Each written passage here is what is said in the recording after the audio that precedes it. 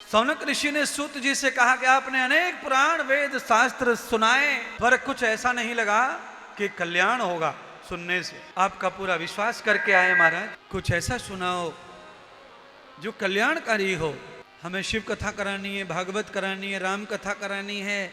ये खुद का संकल्प ना करके कथा कराने वाला अगर गुरुजी पे छोड़ दे, गुरुजी हमारा कल्याण किस में है वो कथा सुनाओ, तो ये कथा सफल मानी गई है। अगर आप अपनी चॉइस से कथा करवा रहे हैं तो फिर उसका आप ही जाने, आपको कौन सी कथा अच्छी लगती है, कौन सी कथा में आपको कल्याण दिखता है, वो आप समझो। हम तो वही सुनाएंगे जो आप कह रहे, पर कथा सुनने का जो महत्व है वो ऐसा है। हमें केवल गुरु शरण में जाना है और गुरु के चरणों में जाकर ये कहना है कि जिससे हमारा कल्याण हो वो सुनाइए। बस हमने वो पुराण, वो वेद, वो सब सुन लिया आपके मुख से, पर कुछ लगता नहीं ऐसा कि कल्याण होगा। कल्याणकारी सुनाओ जो कल्याण कर दे। तब भगवान सूत जी ने कल्याणकारी के रूप में भगवान शिव जी का नाम लिया। कहा सौनक जी, भगवान शिव ही हैं कल्याण करता, उनका नाम ही शिव है, इसीलिए वो कल्याण के स्वामी हैं, इसीलिए उनका नाम शिव है। ये नेदम भूतम भुवनम भविष्यत परिग्रहीतम अमृतेन, भूतम भुवनम भविष्यत परिग्रहीतम अमृतेन सर्वम 14 भवन 3 लोग भूतम च भवनम। सर्वत्र अगर कोई कल्याण कर सकता है तो वो केवल शिव है।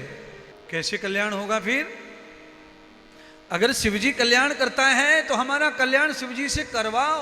हम तो कल्याण के लिए भटक रहे हैं यत्र तत्र, और आपकी शरणागति आकर संपूर्ण पुराणों को श्रवण कर रहे हैं, पर हमारे कल्याण का कोई भाव हमें दीजिए।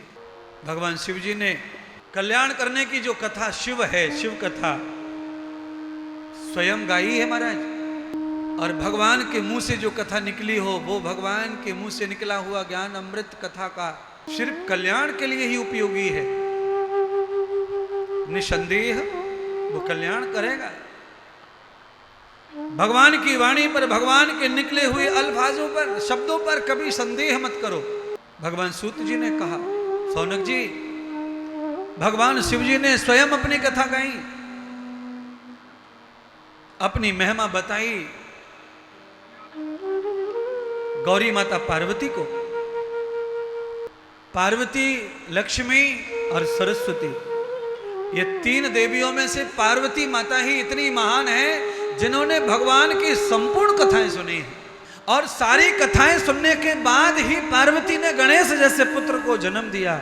ये सीधा सीधा कह रहा है कि जो माता कथाओं में, वेद में, फिलॉसफी पर जो विश्वास करती है और उसी चरित्र से संतान का निर्माण करती है, तो उसके घर में भी देवता का अवतरण हो सकता है, भगवान पैदा हो सकते हैं, महापुरुष आ सकते हैं।